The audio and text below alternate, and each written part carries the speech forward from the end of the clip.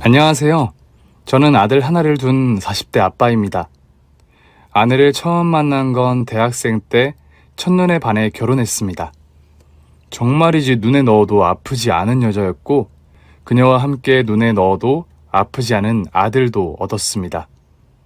제가 직장도 번듯했던지라 우리 가정의 삶은 늘 안정적이었어요. 아내 역시 저에게 늘 사랑만 주며 뭐든 더 해주지 못해 안달이었죠. 아이가 태어나기 전에도 태어난 후에도 때때로 사랑을 가득 담은 도시락을 챙겨주는 것은 기본. 제가 야근을 하는 날에도 퇴근하는 저에게 수고했다는 한마디를 해주려고 기다리던 여자. 그런 아내가 사라진 건 아이가 태어난 후 2년째 되던 해였습니다. 그날도 평소와 다르지 않았습니다. 저는 퇴근을 한 뒤 바로 집으로 돌아왔어요. 오랜만에 칼퇴근이었던지라 아내와 함께 저녁을 먹었습니다. 아내는 제가 가장 좋아하는 된장찌개에 생선까지 맛깔나게 구워 저녁상을 차려주었어요.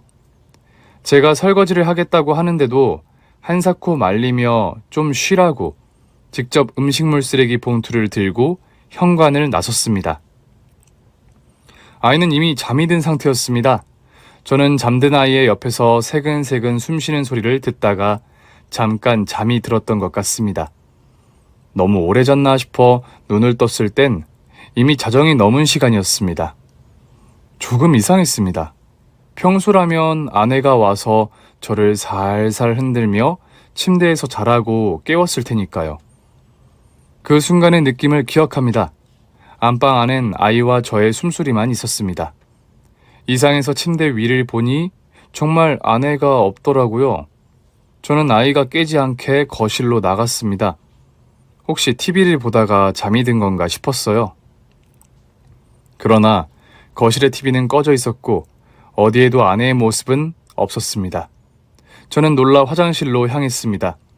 노크를 했지만 대답이 없어 무작정 문을 열었습니다. 그러나 불이 꺼진 화장실 안에도 불을 켜고 봐도 아내는 없었습니다. 부엌 뒤에 다용도실에도 옷방으로 쓰고 있던 작은 방 어디에도 아내는 없었습니다. 혹시 몰라 안방 안의 화장실도 들어가 보았지만 역시나 아내는 없었어요. 다시 거실로 나오는 저는 그제야 신발장에 아내의 신발이 없는 것을 보았습니다. 나갈 때 신었던 슬리퍼가 없더라고요. 말도 안 돼. 믿을 수 없는 상황 앞에서 머릿속이 새하얘졌습니다. 급히 휴대폰을 찾아 아내에게 전화를 걸었습니다. 그러나 아내의 휴대폰은 거실 한쪽에 있었어요. 저는 그제야 확신했습니다. 아내가 음식물 쓰레기를 버린 뒤 돌아오지 않은 것을요. 저는 급히 밖으로 나갔습니다. 2살짜리 아이가 자고 있다는 사실로 잊은 채로요. 아내에게 무슨 일이 일어난 게 분명하다고 생각했어요. 아내가 어딘가에 쓰러져 있을지도 모른다는 생각에 머릿속이 새하했습니다. 밖으로 나왔지만 모여서 수군거리는 사람들이나 이상한 동태는 느껴지지 않았어요. 저는 일단 음식물 쓰레기장으로 갔습니다. 그러나 가는 길에도 쓰레기장에도 아내는 없었어요. 주변을 뛰어다니며 다 찾아봤지만 아내의 흔적은 어디에도 없었습니다. 그런 제가 이상했는지 당직 중이던 경비 아저씨가 와서 묻더라고요. 무슨 일이십니까? 저 아저씨, 혹시 여기 젊은 애기 엄마, 아니 여자 못 보셨어요? 음식물 쓰레기 봉투 들고 손에 라텍스 장갑 끼고 또 뭐더라? 앞치마도 하고 있었는데. 글쎄요, 언제 나왔는데요? 조금 전인가요? 조금 전이면 아무도 없었는데. 아니요, 2시간도 더 됐어요. 분명 음식물 쓰레기만 버리고 온다고 했는데 사람이 돌아오질 않아요. 제 얘기를 듣던 경비 아저씨는 대수롭지 않다는 듯 말했죠. 에이, 2시간? 그 정도면 어디 바람 쐬러 갔거나 깜빡 잊은 게 있어서 사러 간 거겠죠. 너무 걱정하지 말고 집에 가서 기다리세요. 금방 돌아올 겁니다. 아내의 휴대폰은 집에 두고 나온 참이었습니다. 저는 제 휴대폰을 손에 쥔 채 아파트 앞에서 하염없이 기다렸습니다. 그러나 아내의 모습은 그날 이후 어디에서도 볼 수 없었습니다. 도저히 이해할 수 없는 상황 속에서 저와 2살 난 아이만이 남겨졌습니다. 저는 아이를 돌보기 위해 회사까지 관둔 채 아이를 등에 업고 아내를 찾아다녔지만 아내는 마치 원래부터 이 세상에 없었던 호련히 자취를 감췄습니다. 아내가 정말 내 곁에서 사라졌다는 걸 받아들이기까진 시간이 좀 걸렸습니다. 나중에는 아이까지 뒷전이 되어 미쳐 지내기도 했습니다. 그러던 어느 날 아이를 돌아보는데 그새 아이가 많이 자랐더라고요. 제가 돌아오기만 기다렸다가 저를 보고 방긋방긋 웃는데 정신이 번쩍 들었습니다. 아이는 아내가 내 곁에 존재했음을 증명하는 유일한 증거였습니다. 우리 두 사람의 결실이기도 한 그 아이를 보는 게 고통스러웠나 봅니다. 저는 다시 직장을 구했고 아이를 돌보며 틈틈이 아내를 찾는 일을 이어갔습니다. 그렇게 10년이 흘렀습니다. 아이는 무럭무럭 자라 초등학교 5학년이 됐습니다. 저는 새 직장에 들어갔고 아이를 키우며 아내를 찾기도 멈추지 않았습니다. 아무래도 제가 서툰 아빠였다 보니 아이는 스스로 많은 것을 할 줄 아는 아이로 자랐어요. 또래보다 성숙한 편이어서 어른스럽다는 말을 많이 들었어요. 그런 아이가 한편으론 짠하다가도 아내 없이 둘이 살아남아야 했기에 우리는 각자의 역할에 충실하게 살아갔습니다. 그러던 어느 날이었습니다. 오랜만에 일이 일찍 끝나 아이를 데리러 가던 날이었어요. 아이의 학교 근처에는 새로 지었다는 고급 주택이 있었습니다. 아이를 데리러 갈 때마다 보면서 탄성을 지르던 곳이었어요. 만약 아내가 계속 곁에 있었다면 좋은 직장에서 꾸준히 일하며 이런 집도 살 수 있었겠다는 생각도 하면서요. 그날도 그 고급 주택단지를 지나가던 참이었습니다. 단지 안 저 멀리 유독 눈길을 끄는 여자가 있었어요. 그때까지 어떤 여자와도 소개팅 한 번을 한 적이 없었습니다. 주변에선 많이들 권유했어요. 심지어는 장모님까지도 이제 그만 본인 딸을 잊고 다른 여자를 만나고도 하셨습니다. 그때마다 전 장모님을 의심하기도 했어요. 혹시 그 사람한테서 연락 온 적 있어요? 몰래 연락이라도 왔으면 소원이 없겠네. 살았는지 죽었는지도 모르고 사는 내 심정은 오죽하겠어. 그런데 어떡해. 자네 혼자 애 키우느라 좋은 직장까지 포기하고 그렇게 사는데. 너무 거짓말처럼 사라진 아내로 인해 때때로 열등감을 느꼈습니다. 어디서도 아내의 소식은 들려오지 않았어요. 차라리 죽었다면 연락이라도 왔을 텐데 결국 아내 스스로 내 곁을 떠났다는 소리 같더라고요. 내가 아내를 섭섭하게 만들었었나? 잘못했는데 용서를 구하지 않고 넘어간 일이 있었나? 생각에 생각이 꼬리를 물어 밤잠을 설친 날이 하루 이틀이 아니었습니다. 그렇게 살아왔으니 다른 여자를 어떻게 만났겠어요? 그런데 그 고급주택 안에 여자에게 눈길이 가는 겁니다. 저 자신이 어이가 없어서 이제 나도 많이 외로운가 싶어 헛웃음이 다 나던 차가 이동하면 할수록 그 여자의 얼굴이 점점 더 잘 보이기 시작했습니다. 마침 그 여자가 제 차가 가는 방향으로 걷고 있었어요. 여자가 가까워질수록 저도 모르게 여자에게서 눈을 뗄 수 없었습니다. 불쑥 바람에 날리는 머리카락이 나무에 살짝살짝 가려 보이지 않는 옆모습이 제 눈에 너무나 익은 모습이었습니다. 말도 안 돼. 그럴 리가 없잖아. 어느새 저는 그 여자가 움직이는 방향을 따라 운전을 하고 있었습니다. 그리고 어느 순간 여자가 제 쪽으로 고개를 돌렸어요. 저는 순간 브레이크를 밟고 말았습니다. 여자는 저를 본 건 아니었습니다. 그저 무심코 돌아본 뒤 다시 제 갈 길을 가더군요. 저는 너무 놀라서 시동을 끈 뒤 차에서 내렸습니다. 그곳에 주차 금지 구역이라는 건 까맣게 잊은 상태였어요. 저는 여자의 뒤를 따라 달리기 시작했습니다. 여보. 네, 그 여자, 제 아내와 너무 닮은 사람이었습니다. 그러나 크게 부를 순 없었어요. 10년 만에 닮은 사람을 처음 본 순간이었습니다. 그저 닮은 사람일 수도 있고 제가 너무 오랜만에 닮은 사람을 봐서 판단을 제대로 못하는 걸 수도 있었습니다. 저는 그 여자의 뒤를 계속해서 쫓아갔습니다. 그런데 보면 볼수록 뒷모습마저 너무나 닮은 겁니다. 가슴이 무너지는 것 같았습니다. 당장이라도 여자의 팔을 붙잡아 세우고 싶었습니다. 세우고 묻고 싶었어요. 왜 나를 떠난 거냐고. 이렇게 멀쩡하게 있을 거면서 전화 한 통을 안 한 거냐고요. 문자 하나라도 잘 살라고 보냈다면, 그래도 어디선가 살아가고 있다는 걸 알았다면 미워하는 힘으로라도 견뎠을 텐데. 갑자기 솟구친 그리움과 미움이 뒤범벅된 마음으로 여자의 뒤를 계속 쫓았습니다. 그런데 그때 어디선가 남자의 목소리가 들렸습니다. 여보, 왜 나와 있어? 여자가 모퉁이 뒤편을 보며 말했습니다. 그러더니 자신을 부른 남자를 향해 다정하게 물으며 다가가더군요.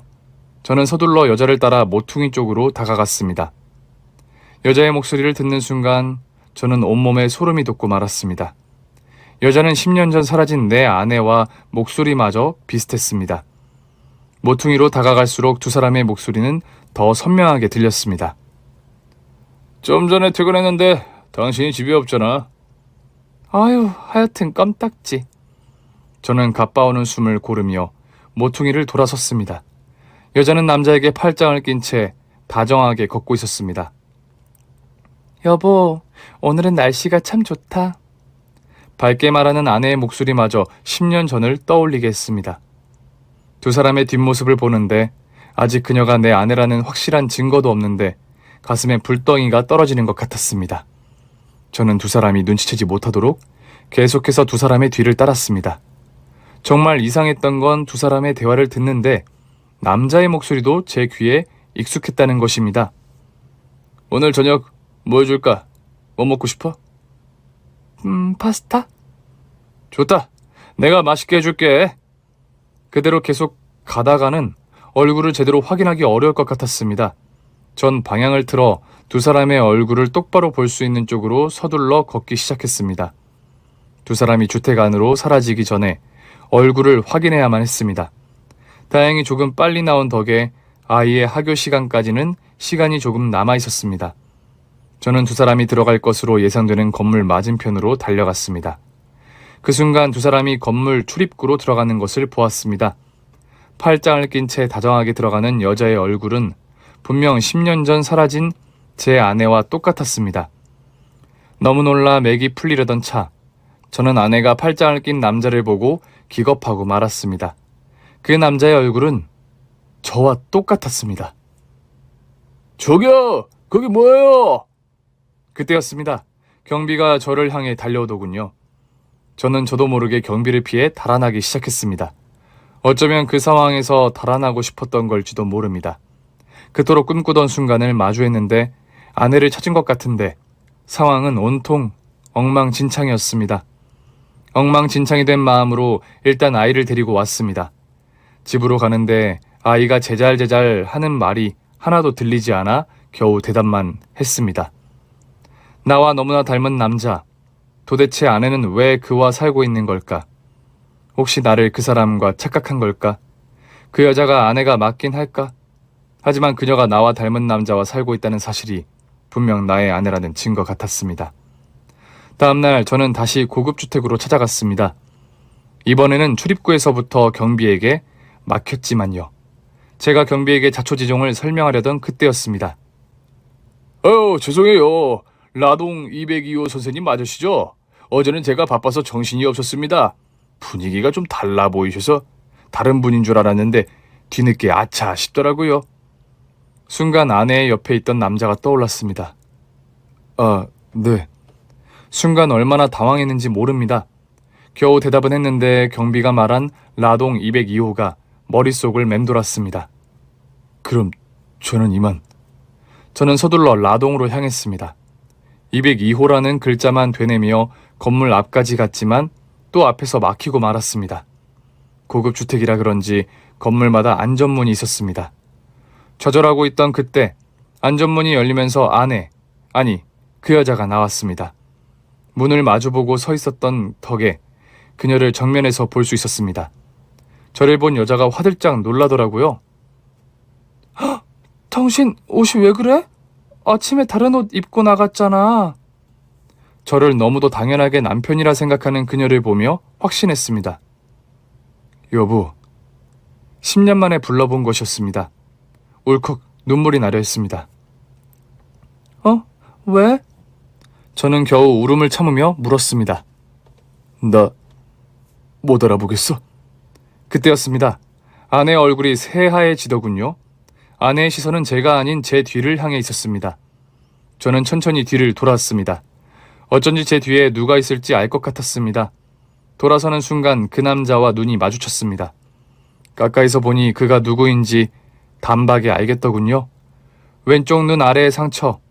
초등학교 때 저와 뛰어놀다가 책상 모서리에 부딪혀 생긴 상처였습니다. 그런데 얼굴만큼은 정말이지 저와 똑같더라고요. 아무리 그래도 그렇지 아내가 어떻게 나를 못 알아보고 이놈과 살고 있는 건지 이해할 수 없었습니다. 그것도 10년을 함께 살면서도 몰랐다니 기가 찰 노릇이었습니다. 여보, 이 자식이 누군지 알아? 그때였습니다. 그놈이 제 팔을 확 잡아당기더니 귀에 대고 소곤대더군요. 조용히 해. 네 와이프는 기억이 없어. 저는 순간 멍해지고 말았습니다. 그래서 날 못 알아봤구나. 그럼에도 그녀가 10년 전 사라진 나의 아내라는 사실이 확실해진 순간이었습니다. 제가 멍하니 아내를 보는 사이 그놈은 아내에게 가서 귓가에 대고 소곤거리더군요. 내가 집에 가서 설명해 줄게. 일단 들어가 있어. 아내는 어리둥절한 얼굴로 집 안으로 들어갔습니다. 아내가 나와 똑같이 생긴 남자의 아내로 살아가고 있었다니. 저는 아내가 건물 안으로 사라지는 모습에서 눈을 뗄 수 없었습니다. 그런 제가 이상한 건지 신기한 건지 아내도 들어가는 내내 저를 흘끗거렸습니다. 도대체 이게 무슨 일인가 싶었습니다. 아내가 살아있다는 게 다행이면서도 도대체 이게 무슨 일인지, 어떻게 이 자식이 다시 내 인생에 끼어들 수 있는 건지 모든 게 다 황당했습니다. 일단 사람들 좀 없는 쪽으로 가자. 그놈이 뭐라고 떠들든 들어줄 이유가 없었습니다. 너 대체 뭐하는 짓이야? 내가 네 아내를 보호해준 거야. 모르겠어? 보호? 넌 범죄자야. 설마 모르고 저지른 짓은 아니겠지? 알아. 근데 뭐 이제 네 와이프는 나한테 익숙할 텐데? 몸도 마음도. 도저히 더는 들어줄 수 없었습니다. 저는 주먹을 날렸습니다. 그놈은 제 주먹에 받고 저 앞으로 나가 떨어졌습니다. 그놈은 터진 입술에 피를 닦더니 비열한 얼굴로 저를 봤습니다. 너도 봤잖아. 나랑 얼마나 잘 살고 있는지. 이제와 사실을 밝히면 네 와이프 충격에 또다시 무슨 생길지 몰라. 기억이 하나도 없다니까? 이제 와서 뭐 어쩔 건데? 네가 가자고 하면 따라갈 것 같아? 저는 그놈의 멱살을 잡아 자리에서 일으켰습니다. 이 새끼야, 수작 부리지 마. 어떻게 된 거야? 어떻게 내 와이프가 너랑 살고 있냐고? 말했잖아. 기억을 잃었다고. 그러니까 기억을 왜 잃느냐 말이야. 음식물 쓰레기 버리러 나갔던 사람이 왜 갑자기 기억을 잃어? 사고가 있었어. 뭐? 사고 난 네 와이프를 내가 발견했고. 네가 아파트 단지에 있는 내 와이프를 어떻게 발견해? 그놈은 불현듯 한숨을 내쉬었습니다. 그래, 인정. 나 네가 어떻게 사는지 늘 궁금했어. 그 즈음에 네 소식을 알게 돼서 주변을 맴돌고 있었어. 너도 알잖아. 학창시절 내내 내가 늘 너 따라다닌 거. 실은 네 소식 다 알고 있었어. 넌 대학 간 후로 나한테 일절 연락도 없었지만 그놈이 제 안부를 알고 있을 거라는 건 예상하고 있었습니다. 제가 손절을 한다고 해도 초중고를 같이 나온 우리를 아는 동창이 많았습니다. 구라치지 마, 이 새끼야. 그럼 얼굴은 뭐라고 설명할 건데 왜 나랑 똑같이 성형을 했냐고! 너 잊지 말라고. 무슨 개소리야! 네 와이프가 정신을 차렸는데 기억을 잃은 거야. 나를 너무 의지하는데 어떡해. 너에 대한 기억을 하루라도 빨리 되찾으라고 내 얼굴을 성형했어. 근데 기억을 못 찾더라고. 그래서 계속 나랑 같이 있었던 거야. 이 새끼야, 미친 소리 마. 나한테 무조건 연락을 했어야지. 지금 네가 하는 말을 지나가는 사람 붙잡고 해봐. 누가 믿는지. 네가 못 믿는 건 모르겠는 건 아니야. 근데 나 진심이야. 늘 널 따라했던 것도 네가 좋아서 그랬던 거 알잖아. 난 안전하게 네 아내를 보호했어. 그런데도 내가 범죄를 저지른 거야? 그놈의 얼굴을 보고 있으면 자꾸만 소름이 돋았습니다. 20년이 지나 만났는데도 그놈과의 대화는 학창시절과 다르지 않게 답답하더군요. 그놈과 저는 처음엔 절친한 사이였습니다. 초등학교, 중학교를 같이 다닐 때까지만 해도 그랬어요. 초등학교 때 준비물을 놓고 왔는데 그놈이 자기 준비물을 저에게 주더라고요. 넌 어쩌려고? 난 쉬는 시간에 옆반 애한테 빌리면 돼. 처음엔 그놈의 겸손한 친절이 좋았습니다.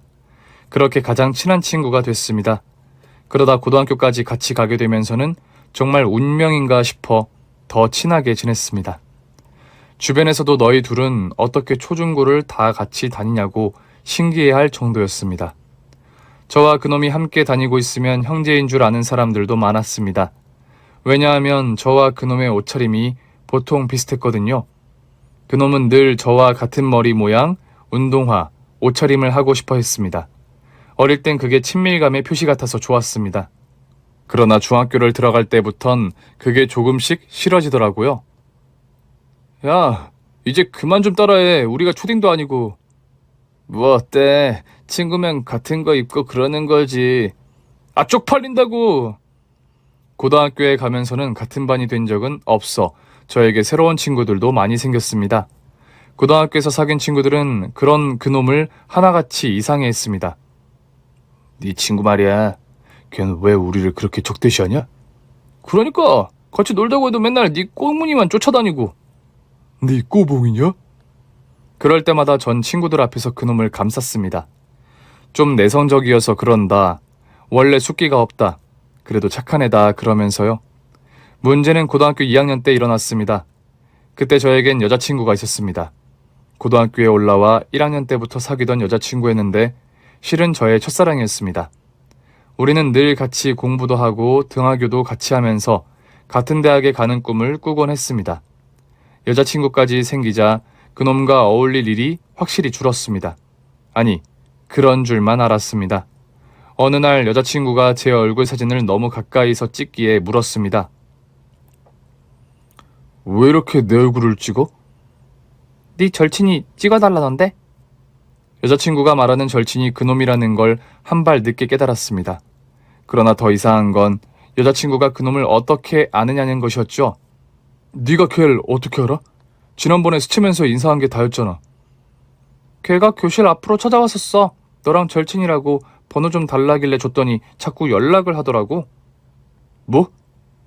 그래서 몇 번 만난 게 다인데? 예상치 못한 얘기가 입이 쩍 벌어졌습니다. 걔랑 연락하는 것도 모자라 만나기까지 한다고? 왜? 네 친구 아니야?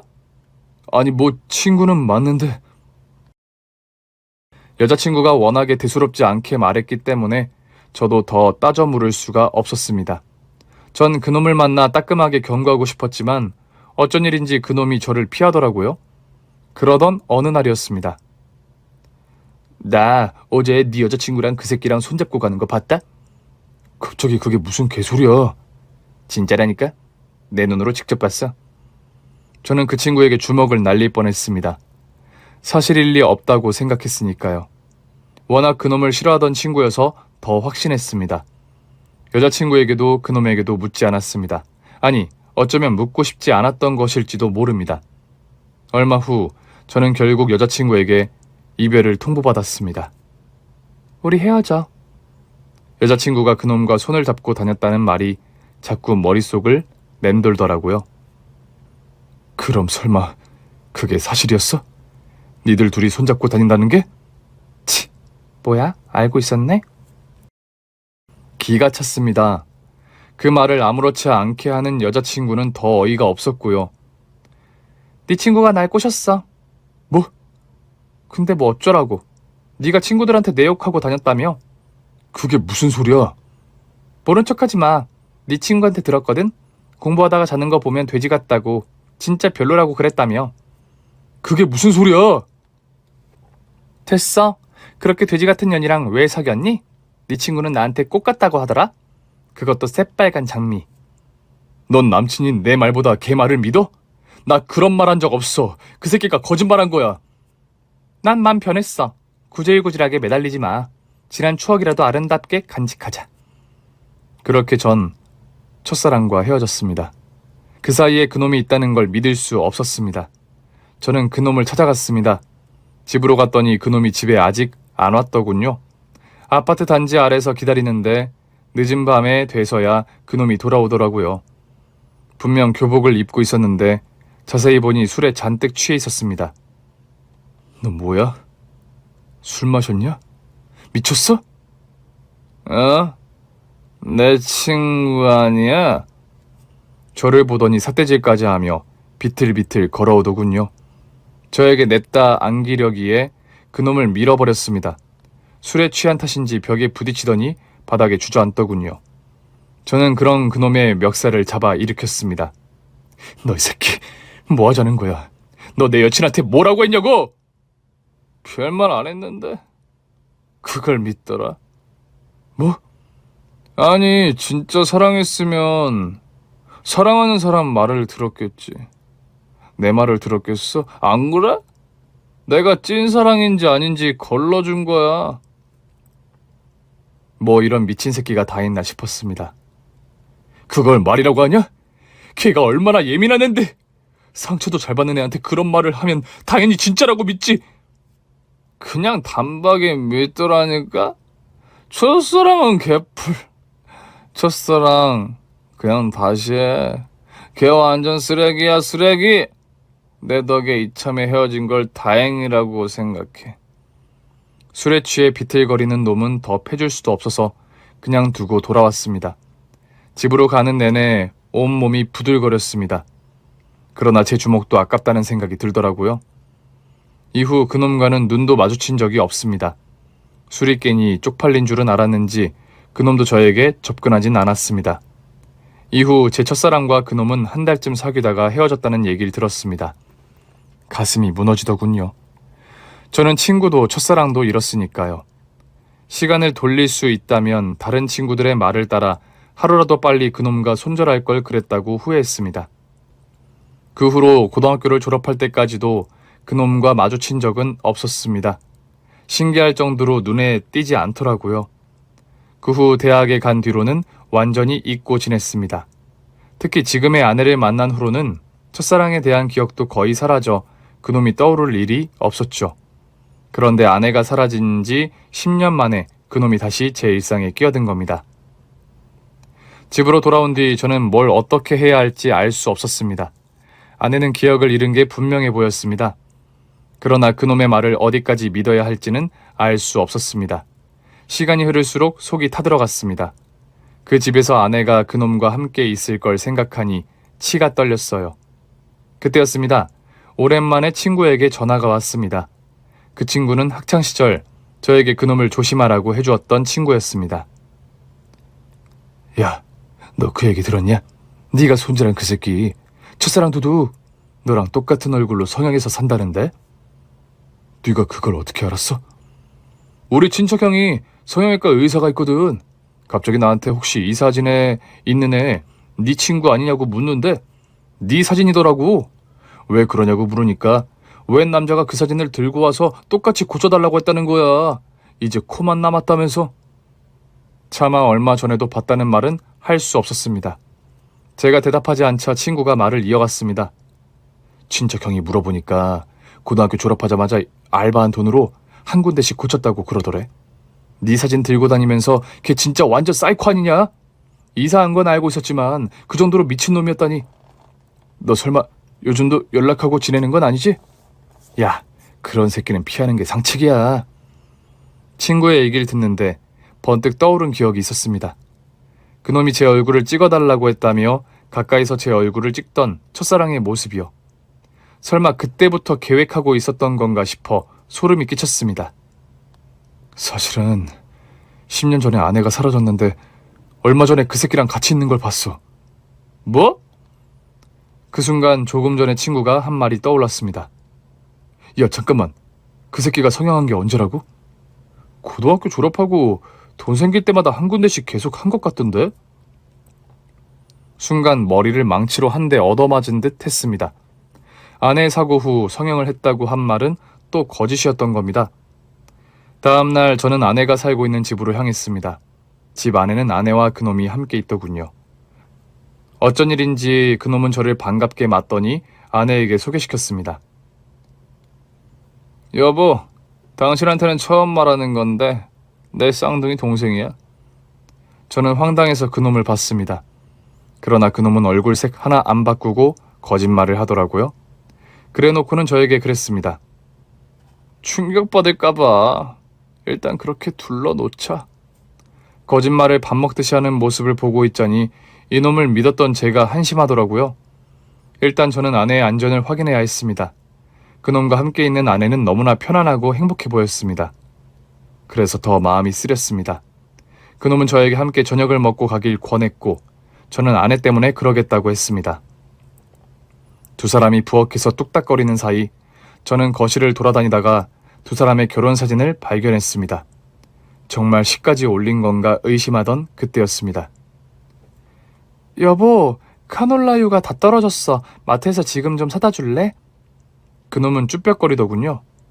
아, 그러지 말고 내 쌍둥이 동생한테 사오라고 할까? 아무리 그래도 그건 아니지. 우리 집에 처음 오신 손님인데. 결국 그놈은 심부름을 나갔습니다. 저를 데리고 가려 했지만 아내의 꾸지람에 실행하진 못했습니다. 아내는 저에게 차를 내어주더라고요. 쌍둥이 동생이라니. 정말 닮았네요. 아내는 역시나 기억이 없구나 싶던 그때였습니다. 지난번에 저한테 그러셨죠? 나 못 알아보겠냐고. 아내가 제 말을 기억하고 있다는 게 신기했습니다. 저는 울컥 차오르는 눈물을 참으며 말했습니다. 네, 제가 아는 사람이랑 너무 닮으셔서요.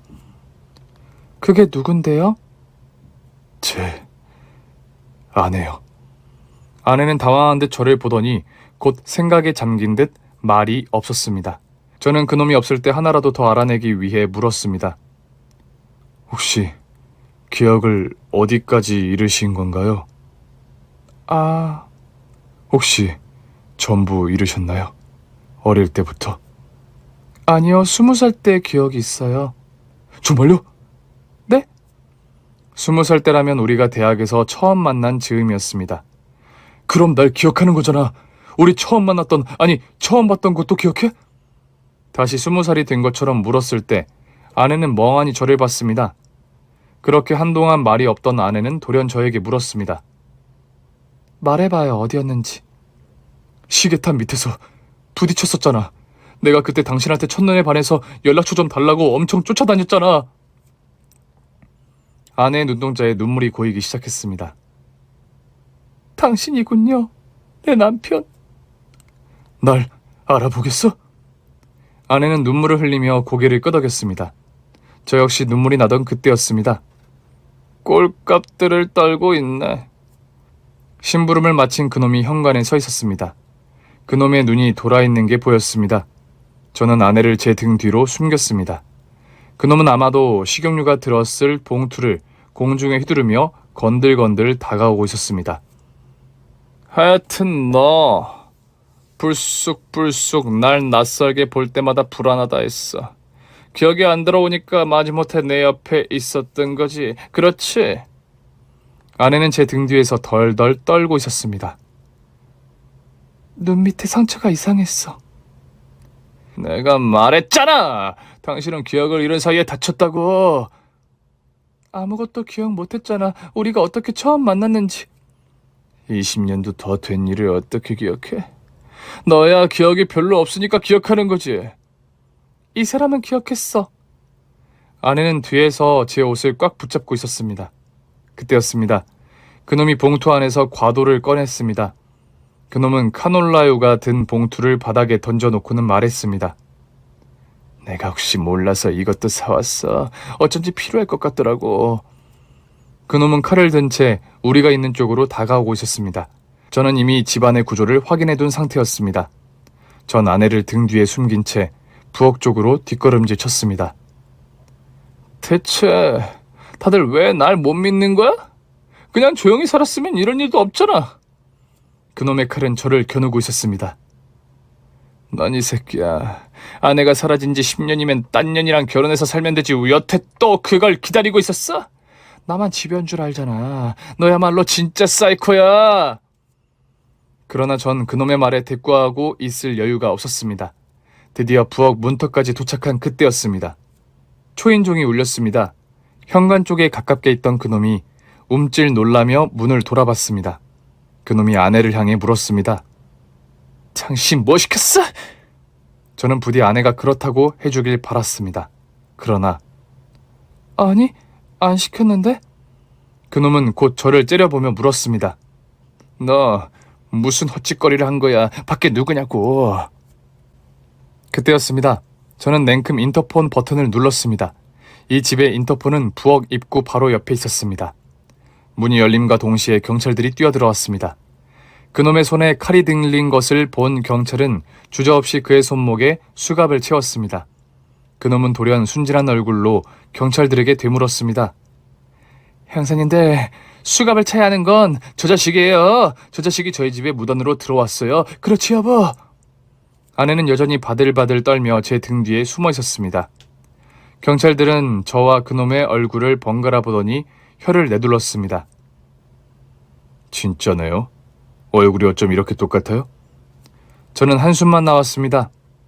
지난밤 친구의 전화 덕분에 그놈이 거짓말을 한 것을 알게 된 저는 아침 일찍 인근 경찰서로 향했습니다. 그리고 모든 사실을 털어놓았죠. 처음엔 경찰들도 믿지 못하더라고요. 아무리 그래도 얼굴을 똑같이 뜯어 고치는 건 좀...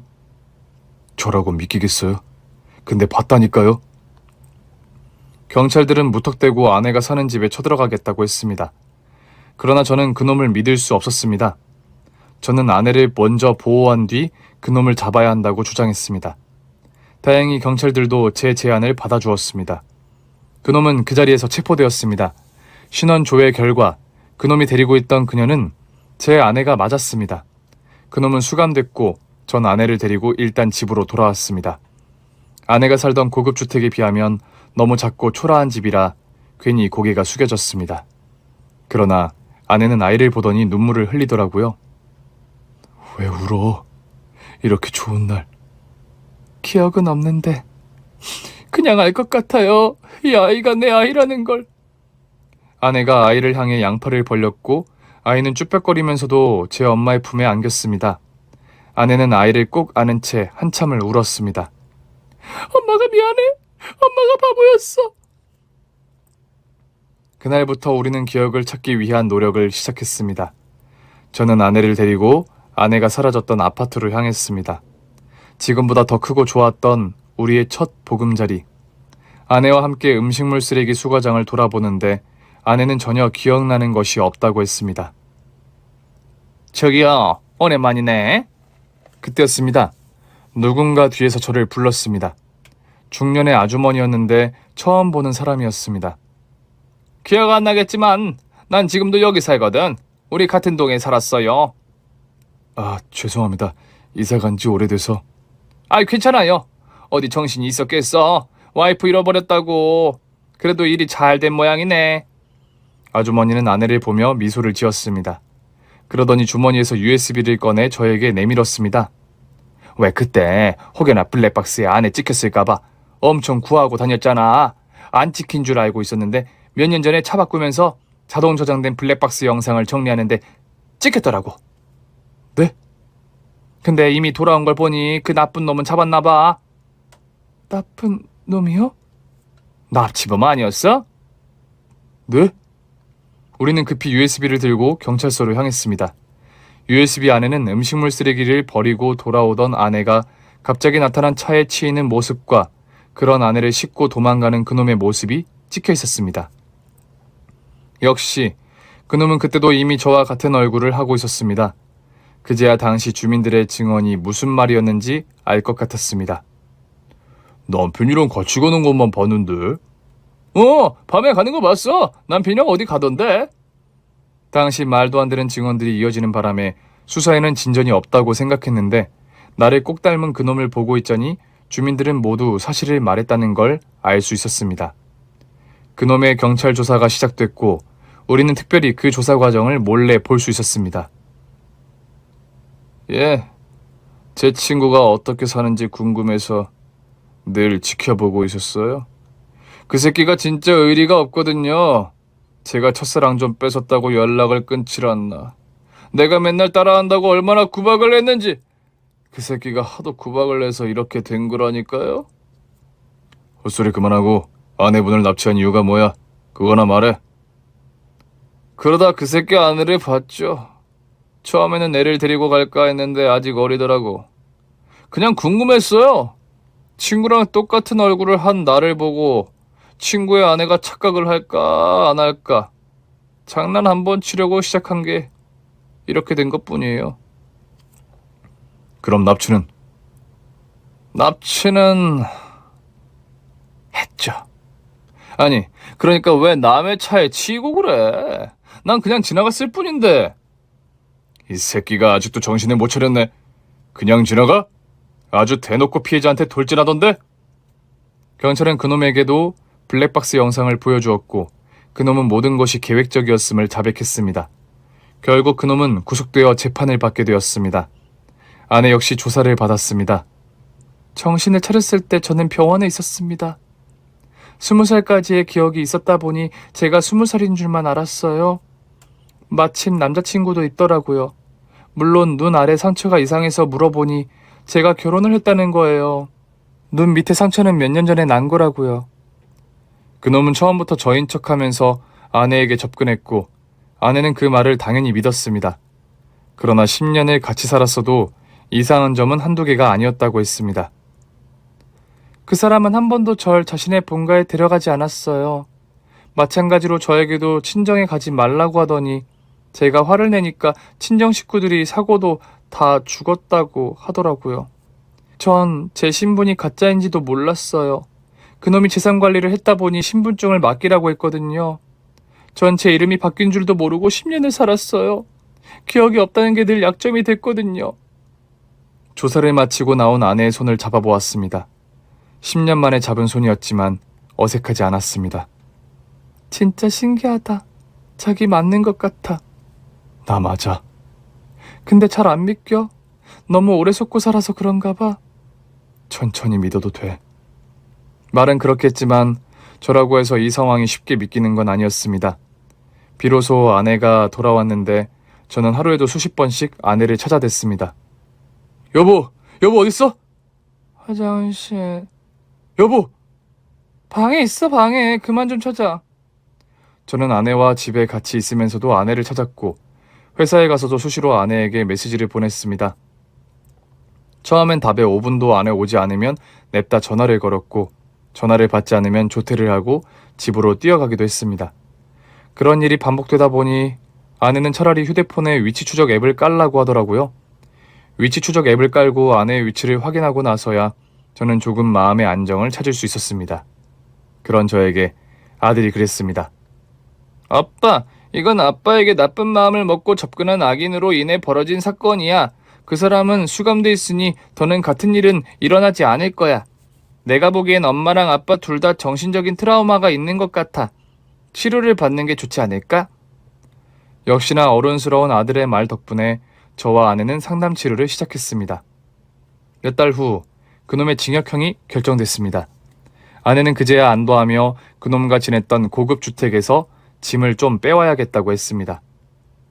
꼭 가야 돼? 범죄 현장에 다시 가는 거나 다름이 없는데. 꼭 가져올 게 있어. 그럼 내가 가져올게.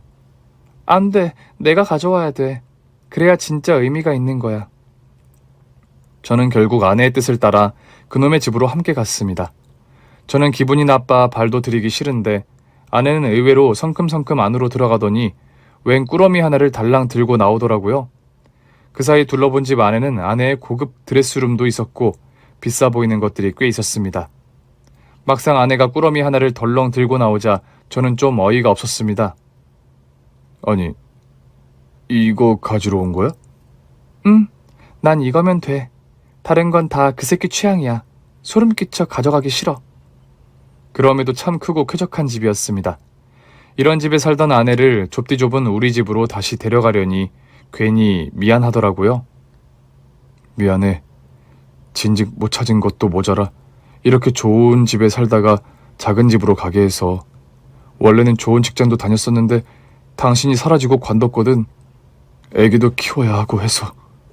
미안할 것도 많다. 거기 내 남편도 있고 내 아이도 있는데 거기가 내 집이지. 아내는 그 큰 집을 둘러보더니 저에게 팔짱을 끼며 말했습니다.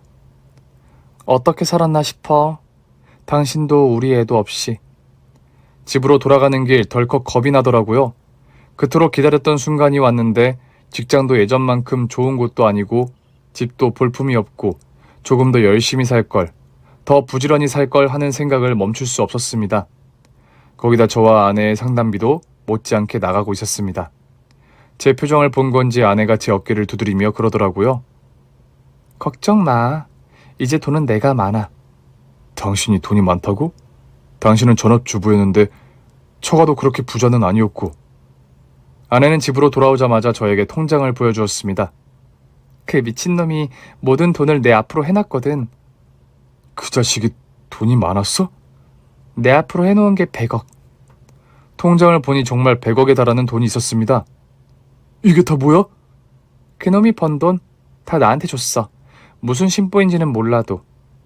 뭘 해서 이렇게 번 거지? 그게 중요해? 그래봤자 범죄자인데? 그렇긴 하지만 우리를 파괴했던 범인에게 받는 위로비라고 생각해. 아내는 자신의 몫이었던 100억 원과 굵은 소금을 챙겨 그 집을 나왔습니다. 마지막으로 그 집 앞에 굵은 소금까지 야무지게 뿌린 아내는 제 손을 잡고 집으로 돌아왔습니다. 지금 저희는 새 집으로의 이사를 준비 중입니다. 비록 지옥 같은 10년이었지만 다시 넉넉하다 못해 넘치게 우리 세 식구 잘 먹고 잘 살아보려 합니다. 오늘 준비한 사연은 여기까지입니다. 재미있게 들으셨다면 구독과 좋아요, 알림 설정까지 눌러주세요. 그럼 저는 다음 사연으로 찾아뵐게요. 오늘도 건강하고 행복하세요.